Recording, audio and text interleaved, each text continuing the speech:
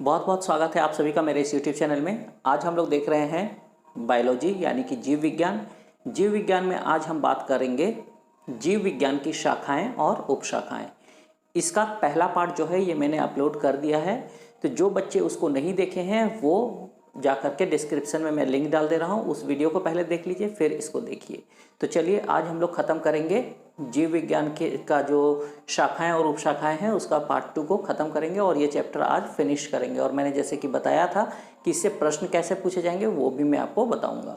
तो सबसे पहले जो छूटे हुए थे, कुछ बचे हुए थे, तो उनको पहले लिख लीजिए। तो नोटबुक ओपन कर लीजिए और चलिए लिखिए, उसी में आगे बढ़िए। आगे लिखिए आप जेरेंटोलॉजी। तो जेरेंटोलॉजी जो जीव विज्ञान की शाखा है, इसके तहत मनुष्यों में वृद्धावस्था का अध्ययन किया जाता है कि मानव शरीर पर वृद्धावस्था का क्या प्रभाव पड़ता है, बाकी सारे चीज़ों का अध्ययन होता है। इसके बाद है पैडोलॉजी। ये कई बार एग्जामों में पूछा हुआ है पैडोलॉजी। तो पैडोलॉजी जो है ये मिट्टी और मिट्टी के निर्माण के संबंधित तथ्यों का अध्ययन करती है, यानी मृदा तथा मृदा निर्माण का अध्ययन करती है। इसके बाद है मेमोलॉजी। अगर आप थोड़ा सा जानते हैं तो मेमरी ग्लैंड्स यानी कि स्तन ग्रंथियों को कहा जाता है। तो मेमोलॉजी यानी स्तनधारी जीव है ना, जो वैसे जीव जो अपने बच्चों को दूध पिलाते हैं स्तनधारी जीव कहलाते हैं। तो इसके तहत जो है मेमल्स यानी स्तनधारी जीवों का अध्ययन किया जाता है। इसके बाद है बायोमेट्री। तो बायोमेट्री आजकल खूब धड़ल्ले से यूज हो रहा है, हम लोग जानते हैं, ठीक है। बायोमेट्री में अटेंडेंस, तो बायोमेट्री जो आधार कार्ड अब बना रहे, फिंगरप्रिंट, तो ये सारी चीज़ें हैं बायोमेट्री। अर्थात गणित और सांख्यिकी की तकनीकों का जीव विज्ञान के क्षेत्र में प्रयोग बायोमेट्री कहलाता है। अच्छे से लिख लीजिएगा इसको, गणित और सांख्यिकी की तकनीकों का जीव विज्ञान में प्रयोग बायोमेट्री कहलाता है, ठीक है, महत्वपूर्ण भी है। इसके बाद आइए एग्रोस्टोलॉजी। तो एग्रोस्टोलॉजी घासों के अध्ययन को कहते हैं। डबल टिक जिसको कर रहा हूँ वो इंपॉर्टेंट है, कई बार एग्जामों में आ चुका है। इसके बाद एक लाइन छोड़ दीजिए और आगे पॉइंट बनाइए, लिखिए पैलिनोलॉजी। तो पैलिनोलॉजी के तहत पराग कणों का अध्ययन किया जाता है। जो फूल होते हैं, फूल में पुंकेसर होते हैं, पुंकेसर के अंदर में कुछ मीठा मीठा तत्व होता है जिसे हम परागकण कहते हैं, ठीक है। ये पुरुष जननांग है, ठीक है। इसके बारे हम लोग जब पुष्प का जनन पढ़ेंगे, पुष्पों में जनन, तो वहाँ पे बात करेंगे। फिलहाल जानिए पैलिनोलॉजी के तहत जो होता है ये पॉलन ग्रेन्स, जिसे हिंदी में कहते हैं परागकण, तो परागकणों का अध्ययन होता है। इसके बाद आइए ऑन्कोलॉजी। बहुत बार पूछा हुआ है, बहुत इंपॉर्टेंट है। तो ऑन्कोलॉजी जो है ये शरीर में अनियमित गुच्छों, ठीक है, अनियमित गुच्छों जिसे हम ट्यूमर कहते हैं, तो अनियमित जो ट्यूमर होते हैं इनका अध्ययन करता है ऑन्कोलॉजी। ये जो अनियमित ट्यूमर होते हैं यही कैंसर कहलाते हैं। यानी ऑन्कोलॉजी जो है ये शरीर में अनियमित ट्यूमर या कैंसर का अध्ययन, कई बार तो कैंसर का अध्ययन भी ऑप्शन में आया हुआ है, ठीक है। ये हम लोग आगे जब कैंसर पढ़ेंगे तो वहाँ और डिटेल बात करेंगे। इसके बाद आइए कॉन्ड्रोलॉजी। तो हम लोग जानते हैं कि हमारे शरीर में हड्डियां भी है ना, अस्थि हैं, जिसका अध्ययन ऑस्टियोलॉजी कहलाता है। लेकिन कुछ उपास्थियां हैं, अर्थात मुलायम हड्डियां हैं, जैसे कान की हड्डी, नाक की हड्डी, तो ये सब क्या है, ये उपास्थि है ना, इसको कार्टिलेज कहते हैं, यानी मुलायम हड्डियां। तो मुलायम हड्डी अर्थात उपास्थियों का अध्ययन कहलाता है कॉन्ड्रोलॉजी। इसके बाद आइए डर्मेटोलॉजी। तो डर्मेटोलॉजी जो है ये त्वचा संबंधी यानी स्किन संबंधी अध्ययन को हम लोग कहते हैं डर्मेटोलॉजी, ठीक है। इसके बाद आइए एग्रोनॉमी। तो एग्रोनॉमी जो है ये फसल की खेती को कहते हैं एग्रोनॉमी। यहाँ पे ध्यान दीजिएगा, एग्रोनॉमी फसल की खेती और एग्रोस्टोलॉजी घास की खेती, इसमें बड़ा पंगा होता है, इसमें लोग फंसते हैं, ये घास और फसल वाली में, ठीक है। तो एग्रोनॉमी और एग्रोस्टोलॉजी ध्यान दीजिएगा।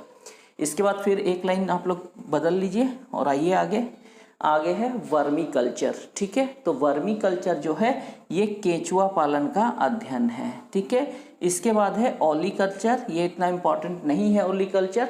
ओलिकल्चर के तहत ऑलिव यानी जैतून के पेड़ों का अध्ययन किया जाता है, क्योंकि इससे ऑलिव ऑयल वगैरह बनते हैं। तो जैतून का अध्ययन, जैतून के वृक्षों का अध्ययन ओलिकल्चर। इसके बाद है विटिकल्चर। तो अंगूरों के उत्पादन का अध्ययन विटिकल्चर। और ये लास्ट वाला बहुत महत्वपूर्ण है, हाइड्रोपोनिक्स। कभी कभी हाइड्रोफोनिक्स भी लिखता है, इसके दो नाम है, हाइड्रोपोनिक्स और एरोकल्चर, ठीक है। इसमें क्या होता है, मिट्टी के बिना पौधों को उगाया जाता है, अर्थात हाइड्रोपोनिक्स या आपका एरोकल्चर जो है ये मृदा विहीन पादप संवर्धन का अध्ययन है। तो इसी के साथ में जीव विज्ञान की जो शाखाएं और उपशाखाएं थी वो हमारा खत्म हो गया। आइए अब देखते हैं कि यहाँ से प्रश्न कितने प्रकार के पूछे जाते हैं। तो जितने प्रकार के प्रश्न अभी तक पूछे गए हैं उनका सैंपल मैंने लिया है और एक एक प्रश्न कोशिश किया हूँ कि यहाँ पर दे दूँ कि किस तरह से आते हैं। ठीक है, तो ये रहे प्रश्न। ठीक है, पहली प्रकृति के प्रश्न ये रहे। ये 3 प्रश्न जो है ये एक ही नेचर के हैं और ये बहुत ही आसान होते हैं। आप क्वेश्चन देखेंगे और आंसर बन जाएगा। जैसे पहला क्वेश्चन है फूलों का अध्ययन। ठीक है, ये झारखंड पीसीएस में पूछा हुआ प्रश्न है। तो फूलों का अध्ययन क्या कहलाता है? तो हम लोग पढ़े हैं ना, फ्रोनोलॉजी, एंथोलॉजी, पैलिनोलॉजी या एग्रोस्टोलॉजी। वीडियो को थोड़ा सा रोक लीजिए और जवाब देने का प्रयास कीजिए। पिछले क्लास में हम लोग पढ़े थे तो आप लोग बना लिए होंगे। मैं बताता हूँ इसका जवाब आपको। तो इसका जवाब है एंथोलॉजी। तो फूलों का अध्ययन एंथोलॉजी और साथ ही साथ फ्लोरिकल्चर पादप पुष्प संवर्धन का अध्ययन। ठीक है, तो यहाँ एंथोलॉजी आंसर होगा, फिलहाल कंफ्यूज मत होइए। दूसरा क्वेश्चन है कीटों का वैज्ञानिक अध्ययन क्या कहलाता है? ठीक है, ऑप्शन नंबर ए है इक्थोलॉजी, ऑप्शन बी है एंटोलॉजी, ऑप्शन सी है पैरासिटोलॉजी और ऑप्शन डी है कांड्रोलॉजी। वीडियो को रोककर बनाइए, देखिए किन से बन रहा है। तो इसका आंसर आप लोग बना लिए होंगे। इसका आंसर है एंटोमोलॉजी। तो कीटों का वैज्ञानिक अध्ययन कहलाता है एंटोमोलॉजी। अब आइए तीसरा क्वेश्चन। ये सभी प्रश्न एक ही तरह के हैं। ठीक है ना। तीसरा प्रश्न है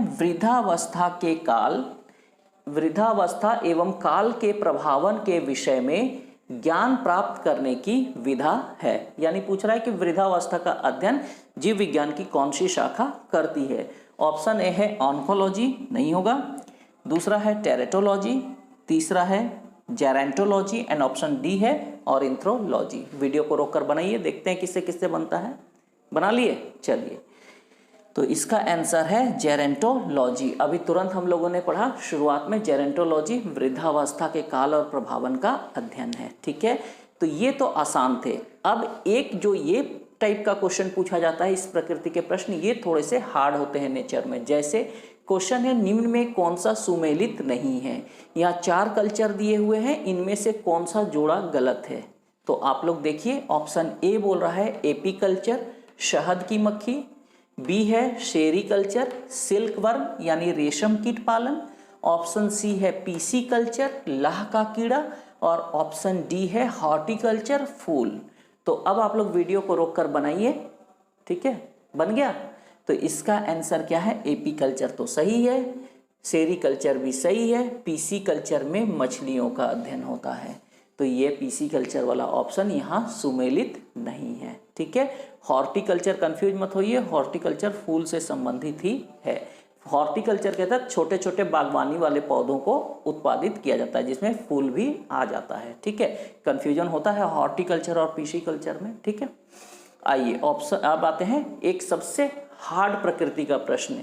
इसमें देता है सूची 1 तथा सूची 2 को सुमेलित करें एवं निम्न कूट की सहायता से सही उत्तर का चयन करें। इसमें 2 सूची दी हुई है, सूची 1 और सूची 2, और इनको मिलाकर यहाँ कुछ कोडिंग किया हुआ है। इसी कोड में से आपको आंसर देना है। ठीक है, तो कुछ लोगों को ये समझ में नहीं आता है, बहुत इत्मीनान से बता रहा हूँ, समझ लीजिए। सूची 1 का option number A, capital A लिखा हुआ है, ध्यान दीजिएगा। ठीक है, ऑप्शन ए है पक्षी, ऑप्शन बी है वंशागति, ऑप्शन सी है पर्यावरण, ऑप्शन डी है जीवाश्म। सूची 2 में देखिए 1, 2, 3, 4 लिखा हुआ है। 1 में है पैलियोबायोलॉजी, दूसरा है इकोलॉजी, तीसरा है ऑरिंथ्रोलॉजी और चौथा है जीनेटिक्स। अब आते हैं कूट में। ये कूट है, इसमें से ऑप्शन हमको चुनना है। इसमें ये जो 4 ऑप्शन आप देख रहे हैं जो स्मॉल लेटर में लिखा है, ये हमारा ऑप्शन है। यही 4 में से हमें कोई एक चुनना है। ये हमारा सूची 1 ABCD लिखा है, तो ये हमारा सूची 1 है ABCD। इस A का मतलब है पक्षी, इस B का मतलब है वंशागति, इस C का मतलब है पर्यावरण और इस D का मतलब है जीवाश्म। ठीक है, अब देखते हैं ए नंबर में क्या बोल रहा है। ए में बोल रहा है 1 3 4 2। ठीक है, तो ये बोल रहा है दैट मीन्स A1, तो ए का 1 बोल रहा है, यानी पक्षी पैलियोबायोलॉजी। तो पक्षी पैलियोबायोलॉजी नहीं होता है, हम जानते हैं। तो ये ऑप्शन शुरू में ही हमारा कट गया। ठीक है, ऑप्शन बी में आ जाते हैं। ऑप्शन बी में क्या बोल रहा है, ए का आंसर ए का 3, ये बोल रहा है ना ए का 3, तो ए का 3 देखिए पक्षी, पक्षी और एंथ्रोलॉजी, सही है, ठीक है। आगे बढ़ते हैं, दूसरा ऑप्शन क्या है 4 दे रहा है ना, तो बी का 4, बी क्या है वंशागति, वंशागति का जेनेटिक्स, तो बी का 4 जेनेटिक्स, ये क्या है सही है। सी का कितना बता रहा है, तो सी पर्यावरण है, पर्यावरण, सी का ये दे रहा है 2, पर्यावरण इकोलॉजी, तो ये भी क्या है सही है, ठीक है। डी यानी कि जीवाश्म, तो डी जीवाश्म है, डी का यहाँ पे क्या दे रहा है, तो यहाँ डी का दे रहा है 1, तो देखिए डी का 1 सही है कि नहीं, तो पैलियोबायोलॉजी ये सही है। इस प्रकार हमारा जो सही ऑप्शन हो जाएगा ये हो जाएगा बी नंबर। तो एक तो तरीका ये हो गया बनाने का, जब आप इसको समझ जाएंगे तो उसके बाद कैसे बनाएंगे, तो उसके बाद आप बनाएंगे इस तरह से नहीं, ये बहुत टाइम खा जाएगा आपका।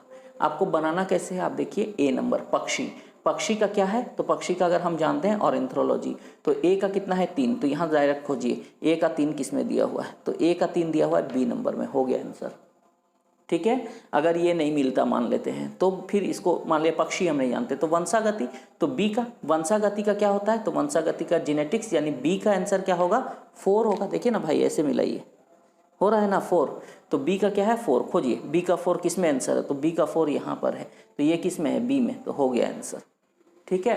तो जब आप प्रैक्टिस करेंगे प्रैक्टिस सेट से बहुत जल्दी तो इसको आप बहुत आसानी से बनाएंगे। सबसे मुश्किल प्रकृति का प्रश्न यही है। तो होप आपको ये सारी चीज़ें समझ में आ गई होंगी। आज की क्लास में इतना ही रखते हैं, अगले दिन में हम नए चैप्टर पर चलेंगे, तब तक के लिए इजाज़त दीजिए, थैंक यू।